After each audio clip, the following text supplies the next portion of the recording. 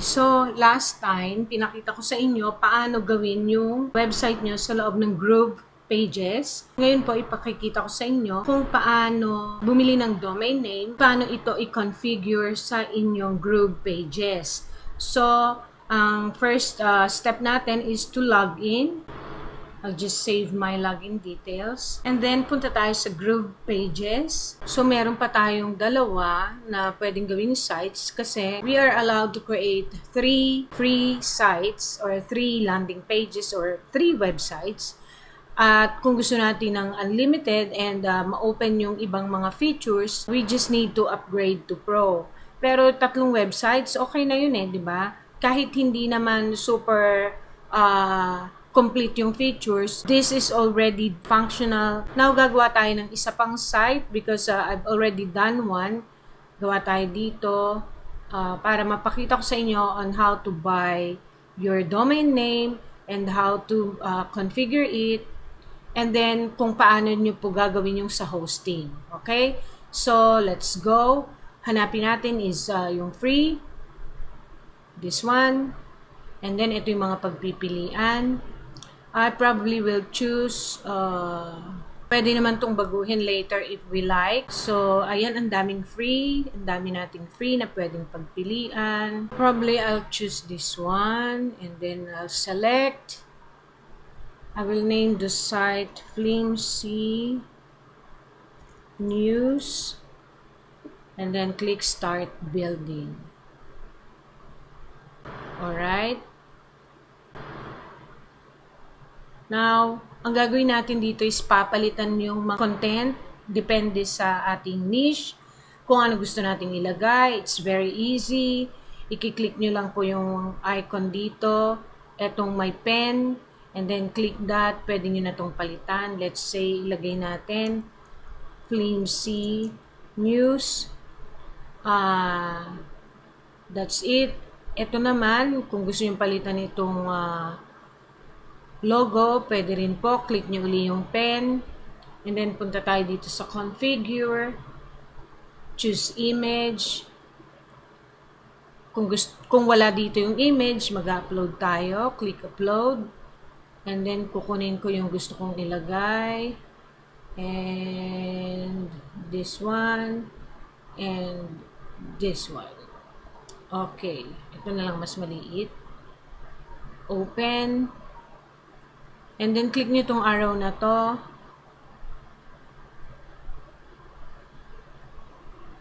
So, nandito na siya. Ang gawin natin ngayon, ayusin natin yung ratio kasi sobrang laki. Ang pang-logo po, 100 to 300. Pero piliin ko 100 lang kasi that's what I want. Update dimensions. And then, na-update na siya. Select. Date dito. Nakalimutan ko to. Lagay ninyo yung alt attribute value. Ilagay ko na lang po na Flimsy logo. And then, update. So, ayan na siya. Okay? So, ito na lang yung papalitan natin. Now, hindi ko na siya papalitan kasi you can just do anything with that. Depende sa inyo o depende sa produkto nyo, sa business ninyo. So, nakagawa na tayo nito. Now, kailangan natin ng name para dito. Para magamit po natin yung ating gustong domain name. So, ang gagawin natin, pupunta tayo sa namecheap.com. So, itong Flimsy News ang naisip ko. Dito po yan itinatype, yung mga gusto natin. Siyempre, dito nyo yan hahanapin, domains. Tapos, yung naisip nyo na name, yung naisip nyo na custom domain name, hanapin nyo lang po. Hanapin nyo yung mura kasi maraming pwede. Yung mga extension niya, yun po yung nagpapamura. Katulad nito, yung .com, 58,000. So, magkano yan? Hanap tayo ng mas mura and naisip ko yung flimsy.news kasi yun naman yung bagay sa kanya. And marami pang mura, marami pa. Kung shop, ayan mga shop po, $2.88 lang. Magkano lang yan? 150, less pa. So, we can just pick one. Napunta tayo dito, view cart, and then we can just click confirm order, and then bayaran sa PayPal. Okay, so i-click ko yung PayPal kasi connected na po yung aking PayPal dito sa Namecheap.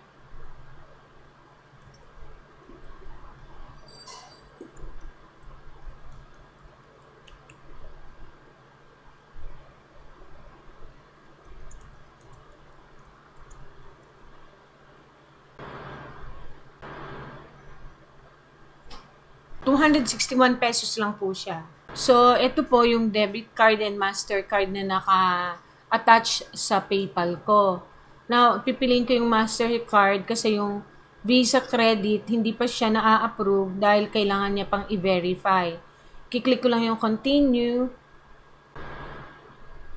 So, okay na. Pumasok na po. And good, meron na tayo. So, ito na yung payment details. And pwede kong i-download yung receipt. And dapat lagi nating din-download. If we are intending to pay our taxes, makakabawas yan sa ating liability. So, save. Okay. So, punta tayo sa dashboard. Standby lang dito tayo, no? Standby lang tayo dyan. So, punta tayo sa Cloudflare. Ilagay nyo lang po cloudflare.com. Huwag nyo nang lagyan ng .en.au. Ito po kasing computer ko ay binili ko sa Australia. So, it's always, hindi ko binabago yung settings niya. So, it's always trying to find websites from Australia. So, basta i-type nyo lang po cloudflare.com. So, dadaling kayo dito. And then, kung meron na po kayong account dito, all you have to do is log in. Kung wala, sign up. May procedure naman, napakadali lang po. So, you can just do it easy peasy, okay? So, ako maglalagin ako dahil may account na ako dito. Alright? So, ito yung mga hosted sa loob ng aking Cloudflare. Magdadagdag ako ngayon ng isa pa. At yung ilalagay natin ay yung binili ko, flimc.news. So, add site. And not sure where to start. Piliin lang natin yung free and then continue. Okay, so nandito na siya. We will click continue. So, sabi po dito, mag-login tayo sa Namecheap account natin. And then, tanggalin natin itong mga server na to at ipalit ito. So, ang gagawin po natin, pupunta tayo doon sa Namecheap account. Click natin itong flimc.news. Click natin yung manage.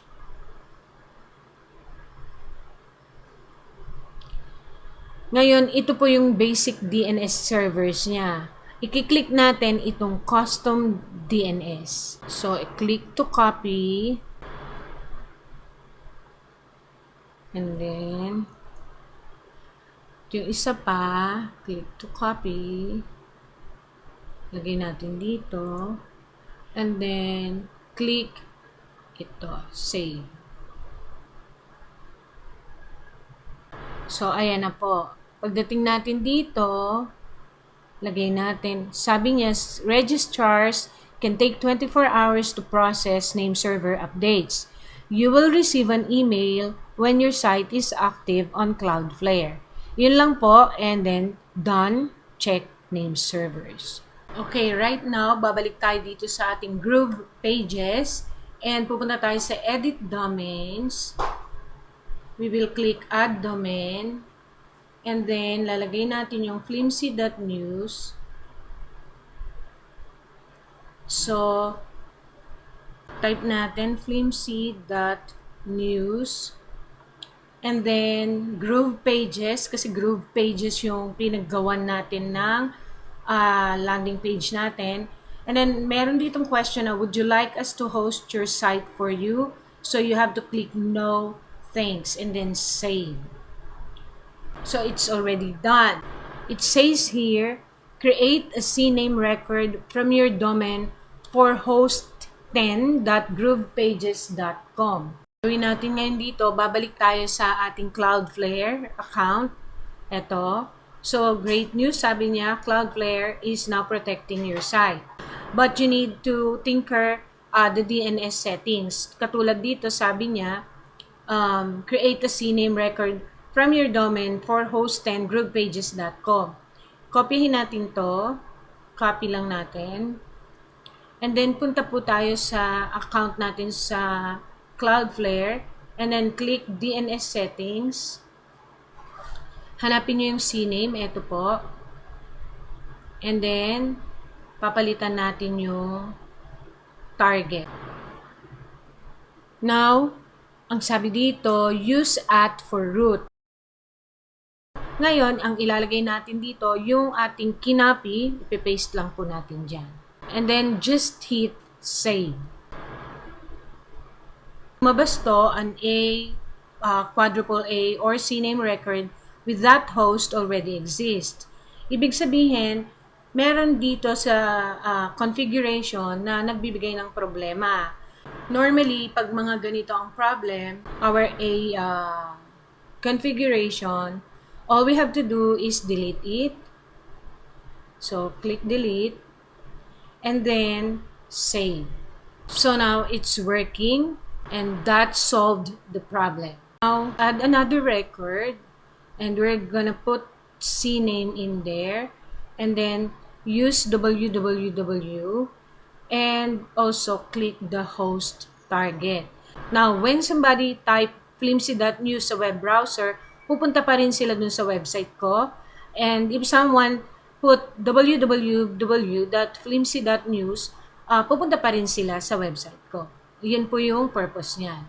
Tanggalin natin silang lahat, itong mga nasa baba, kasi hindi naman talaga siya mga kailangan ni Cloudflare para ma-deliver yung ating website. And kung meron naman siyang kailangan, sasabihin niya naman. Okay? So, magbubura po tayo. Buburahin natin to lahat. Delete. And then, delete. Delete natin sila, yung lahat.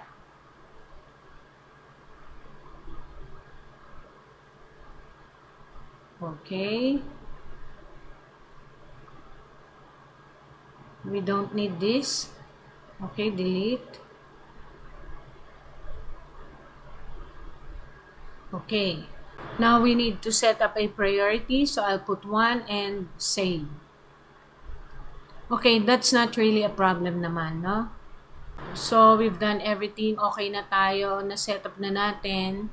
Now we all just have to check overview. Now dito, click nyo po ito kasi hindi ko to na-set kanina.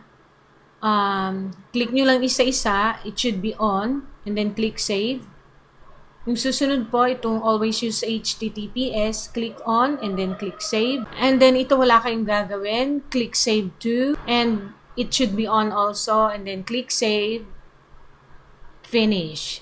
So everything is set up, wala na tayong gagawin. So now we're finished here. Balik lang tayo sa ating Groovepages and let's see if we can publish our site. So we went back to our site. We have to click this publish right here. And then, select domain. And there you go. Ando na po. So, click natin to. Click publish. flimsy.news/index. So, even if it has index, pwede po ninyong i-click yung flimsy.news lang. So, check natin if it's working. Open another browser. Type flimsy.news. Enter. There you go. Now it's on. It's working. And that's it. Our website is now live. It's secured. You can see the lock icon there. It means it's secured. Lahat po kasi halos ng tao, especially if you're selling something over the internet, they want a secured website. And HTTPS with S means secured. Okay?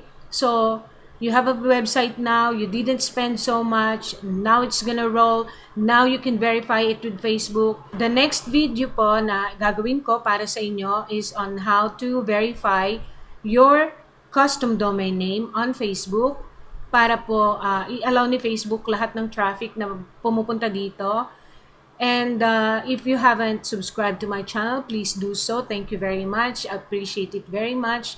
Kung may questions po kayo, just ask away and I will try to create a tutorial for you. Please share these videos para marami pong matuto at makinabang na kapwa natin Filipinos. Thank you so much, everyone. Good luck to your Facebook ads endeavor. This is Jingo. See you next video. Whoa.